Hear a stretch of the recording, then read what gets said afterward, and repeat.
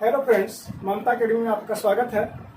मैं वेद प्रकाश आज आप लोगों को रीजनिंग के सिलेबस के बारे में बताने वाला हूं, जिसमें आपको पता चलेगा कि रीजनिंग कितने तरह के होते हैं, रीजनिंग के कितने चैप्टर होते हैं, रीजनिंग के कौन सा चैप्टर कौन सा पार्ट में आने वाले हैं। ठीक है, तो सीधे मैं अपने पॉइंट पे आता हूँ और साथ ही इस वीडियो में मैं बताना चाहूँगा कि हम जितने भी चैप्टर आज बताएंगे बस वही चैप्टर से एग्जाम में आने वाले हैं, उससे ज्यादा चैप्टर से कोई एग्जाम में नहीं पूछता है। ठीक है, तो चलिए वीडियो स्टार्ट करते हैं। सबसे पहले आपको देखिए रीजनिंग होता क्या है समझना होगा। ठीक है,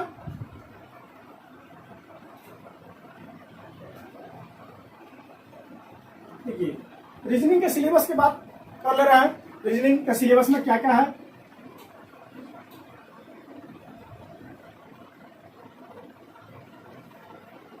सिलेबस में देख लेते हैं।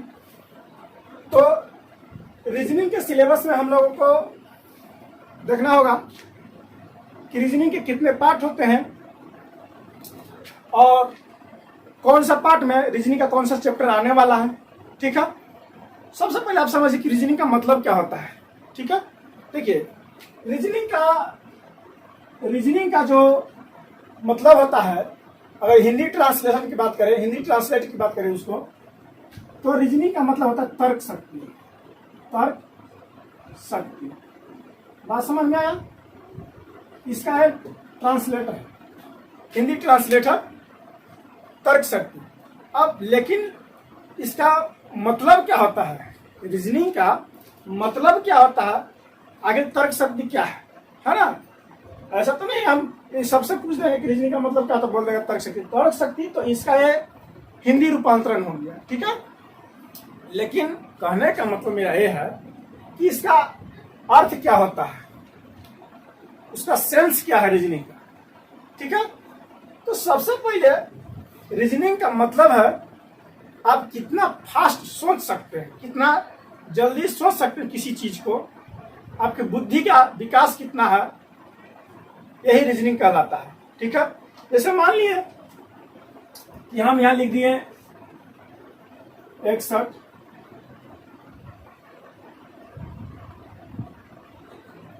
52, 63, 94। ठीक है, तो यहाँ पे कौन सा टर्म होगा।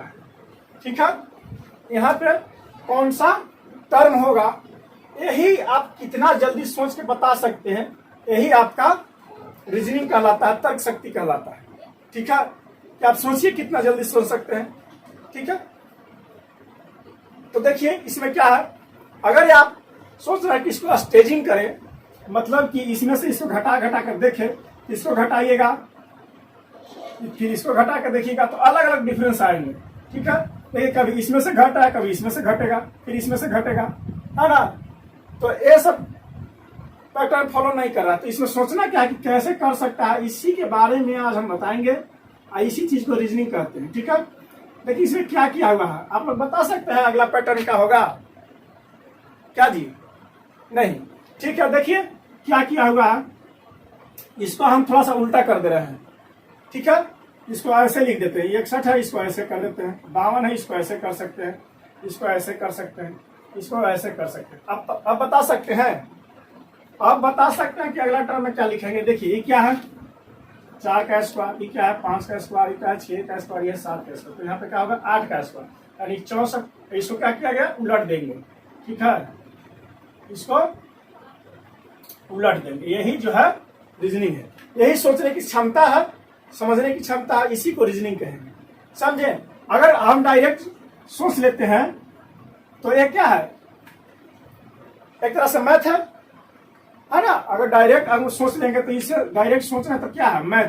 लेकिन इसी को थोड़ा घुमा दिया है और घुमा के क्वेश्चन को किया है, और उसी को आप क्या कहें, थोड़ा सा लॉजिक लगा के सोच सकते हैं।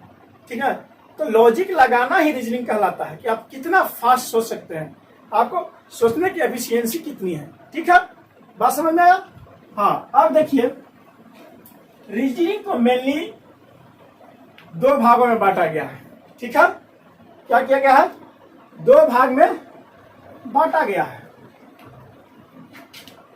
ठीक है। पहला है वर्बल रीजनिंग,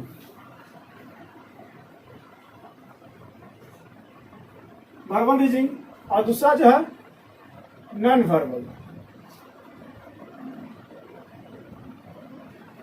दूसरा क्या है? Non verbal. बात समझ में? अब देखिए वर्बल रीजनिंग क्या होता है और नॉन वर्बल क्या होता है। ठीक है, वर्बल रीजनिंग क्या होता है और नॉन वर्बल रीजनिंग क्या होता है। तो वर्बल रीजनिंग जितने भी होंगे ये लॉजिक लगाने वाले होंगे। इसमें थोड़ा सा मैथ का कैलकुलेशन आएगा, किसी का स्क्वायर आएगा तो किसी का क्यू आएगा। ठीक है, ये सब वर्बल रीजनिंग है। ठीक है, वर्बल रीजनिंग में क्या होता है, कुछ क्वेश्चन को बिना पेन लगाए भी बता देंगे, ओरली देखकर बता देंगे। लेकिन ये नॉन वर्बल जो है ये फिगर बेस्ड क्वेश्चन होता है। इसमें जो होता है फिगर बेस्ड, फिगर देखकर ही बताना होगा, ऐसे आप नहीं बता सकते हैं। ठीक है, तो ये नॉन वर्बल का कहानी है। अब देखिए फिर वर्बल रीजनिंग को क्या किया है। वर्बल रीजनिंग को हम लोग देखते हैं, वर्बल रीजनिंग को क्या किया है, 4 भाग में बांट दिया गया है। ठीक है, कोई बुक में दो पार्ट में दिया है, कोई में 3 दिया है, कोई में 4 दिया है। तो हम जो है 4 भाग कर रहे हैं। ठीक है, 4 भाग में देखेंगे रीजनिंग को। सबसे पहला पार्ट जो है वो है general mental ability. General mental ability. ठीक है, हाँ। और दूसरा पार्ट जो है, दूसरा जो है मैथमेटिकल है।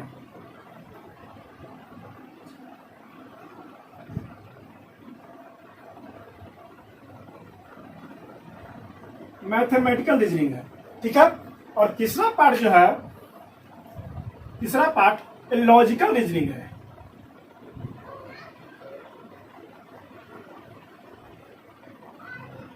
ठीक है, और चौथा पार्ट जो है एनालिटिकल रीजनिंग है।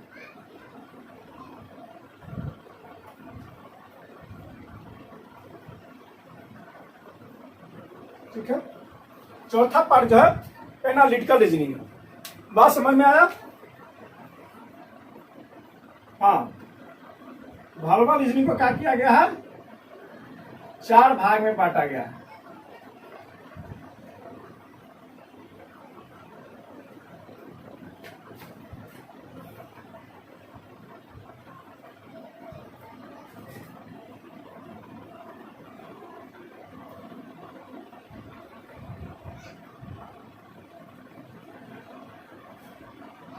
चार भाग में बांटा गया। अब चारों भाग से कौन कौन चैप्टर आएंगे, चारों भाग में कौन कौन चैप्टर आएंगे इसके बारे में बता दे रहे हैं। ठीक है, अब देखिए ये तीसरा है। ठीक है, ये तीसरा है और ये चौथा है। ठीक है, देखिए अगर बात करें तो जनरल मेंटल एबिलिटी में जो है सबसे पहला पार्ट आएगा हमको इंग्लिश अल्फाबेट। क्या आएगा, इंग्लिश अल्फाबेट।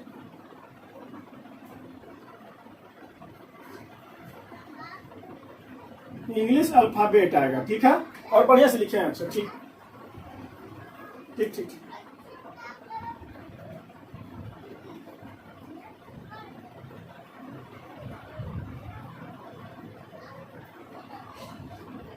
इंग्लिश अल्फाबेट आएंगे। ठीक है, दूसरा आएंगे coding decoding.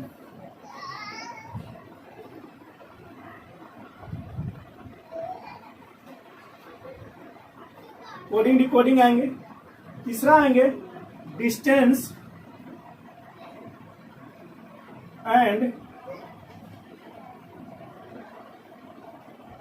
Direction. Distance and direction. चौथा आएंगे सीटिंग अरेंजमेंट।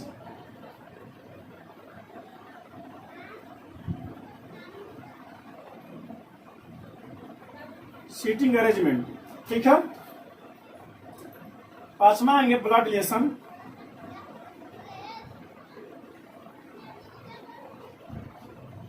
Blood relation. छठा आएंगे रैंकिंग। रैंकिंग। सातवां आएंगे एनालॉजी।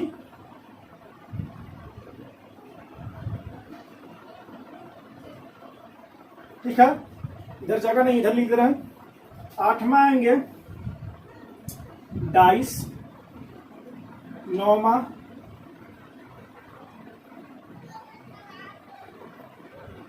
Cube and cuboid. 10वां क्लासिफिकेशन।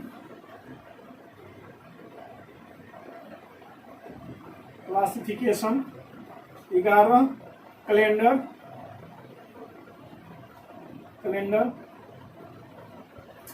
12 में आइए क्लॉक। ठीक है, 13 में आइए symbol and notation.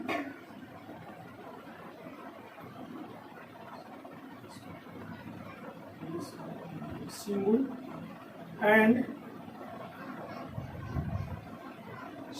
Notation.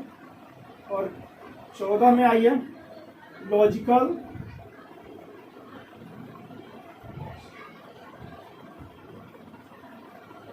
Sequence of word. Logical sequence of word. और 15 में आएंगे सीरीज। ठीक है, सीरीज। ये इतना चैप्टर जो बताएं आपको जनरल मेंटल एबिलिटी में आएगा। क्या क्या आएगा? English alphabet, coding decoding, distance and direction, seating arrangement, blood relation, ranking, analogy, dice, cube and cuboid, classification. ठीक है, calendar, clock, symbol and notation, logical sequence of words और सीरीज। ये 15 chapter जो है आपको जनरल मेंटल एबिलिटी में रखा गया है। ठीक है, हम जो बात कर रहे हैं ये 4 पार्ट जो दिया गया है, ये master reasoning book. Master reasoning book में वर्बल रीजनिंग को 4 पार्ट में बांटा गया है।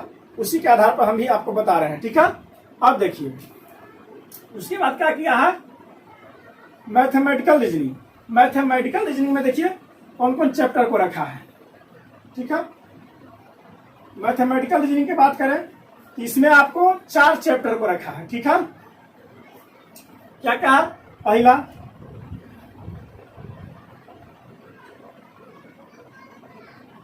Mathematical operation. Mathematical operation. दूसरा मिसिंग नंबर। मिसिंग नंबर को रखा।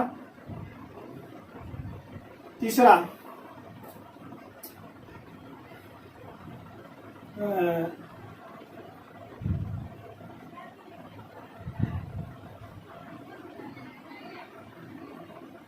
में रखा है मैट्रिक्स को।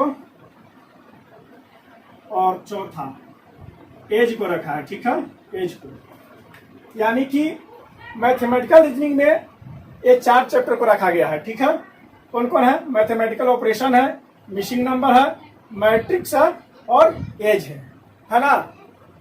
हाँ, ये जितने भी चीजें हम बता रहे हैं ये आपको मास्टर रीजनिंग बुक में दिखने को मिलेगा। इतना पार्ट में बांट के बताया गया है। ठीक है, हम उसी को फॉलो किए हैं और उससे बता रहे हैं। ठीक है, अब देखिए अब क्या है, लॉजिकल रीजनिंग। लॉजिकल रीजनिंग में देखिए क्या क्या है। लॉजिकल रीजनिंग में आपको पढ़ना होगा साइलोलिज्म। ठीक है, क्या है? साइलोलिज्म। ठीक है, दूसरा है स्टेटमेंट एंड कंक्लूजन।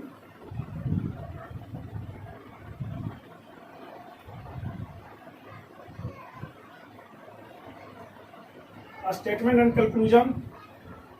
तीसरा है statement and assumption।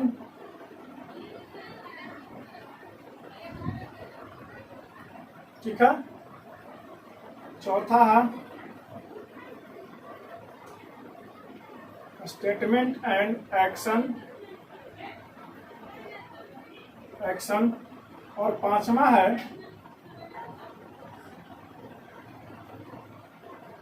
Verification of truth of the statement. ठीक है, यानी कि लॉजिकल रीजनिंग में 5 चैप्टर रखे हैं। ठीक है, लॉजिकल रीजनिंग में कितना चैप्टर रखे हैं? 5 चैप्टर। क्या क्या है? Syllogism, statement and conclusion, statement and assumption, statement and action और verification of truth of the statement. ये 5 चैप्टर जो है लॉजिकल रीजनिंग में रखा है। ठीक है, बात समझ में आया? हाँ, आज पूरी यही जानकारी देंगे। ठीक है, कि कौन सा चैप्टर रीजनिंग के कौन सा पार्ट में रखा गया है। ठीक है, हाँ, और जो भी आज बताने वाले हैं बस इतना ही चैप्टर से कोई भी कंपटीशन दीजिए, इतना ही चैप्टर से पूछेगा, इससे फालतू चैप्टर आता ही नहीं है। ठीक है, हाँ, कुछ नहीं आएगा। आप अगर आप एक अच्छे स्टूडेंट है तो प्रीवियस ईयर का क्वेश्चन देखिए। आप जिस चीज का तैयारी कर रहे हैं तो आप उसका क्वेश्चन बैंक देखिए पीछे से उठा करके, इतना चैप्टर से ज्यादा नहीं पूछा है। बात समझ में आ रहा है? हाँ, एनालिटिकल रीजनिंग में देखिए क्या क्या आएगा। एनालिटिकल रीजनिंग में पूछा है वेन डायग्राम। ठीक है, क्या वेन डायग्राम पूछता है। दूसरा देखिए पजल आएगा, पजल पूछेगा। तीसरा input output machine, input and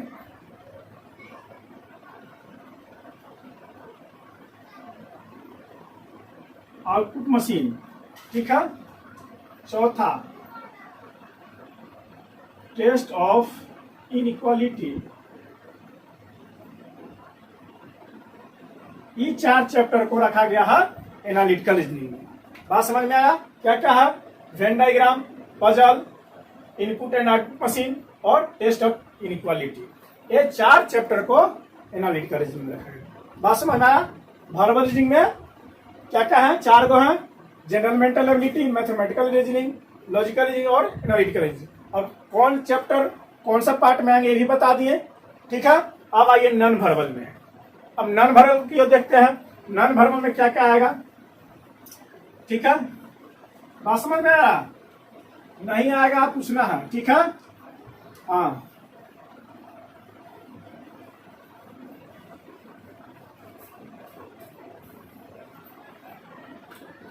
अब देखिए वर्बल रीजनिंग की ओर चलते हैं। तो वर्बल रीजनिंग में सबसे पहले आपको आएगा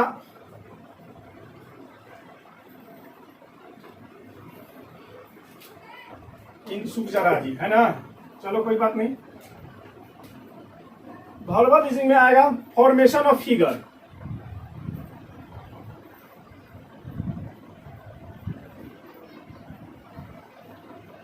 फॉर्मेशन ऑफ फिगर। दूसरा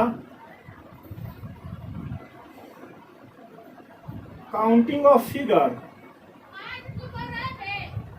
काउंटिंग ऑफ फिगर। तीसरा कंप्लीट फिगर, कंप्लीट करना, complete of figure.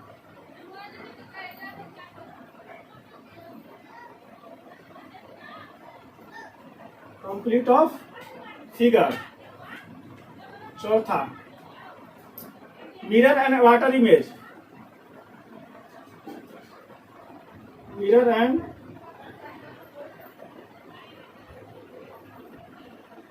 Water image. Paper cutting and paper folding. ठीक है, एम्बेडेड फिगर,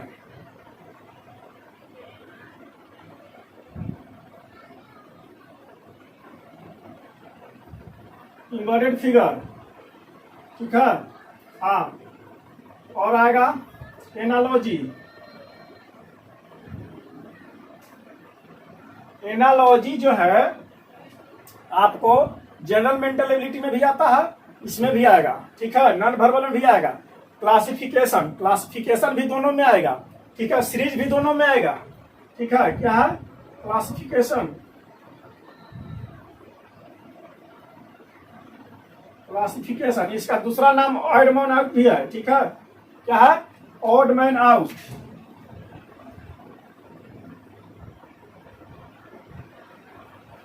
क्लासिफिकेशन का दूसरा नाम ऑड मैन आउट, ठीक है। और 9वां आएगा आपको सीरीज, ठीक है।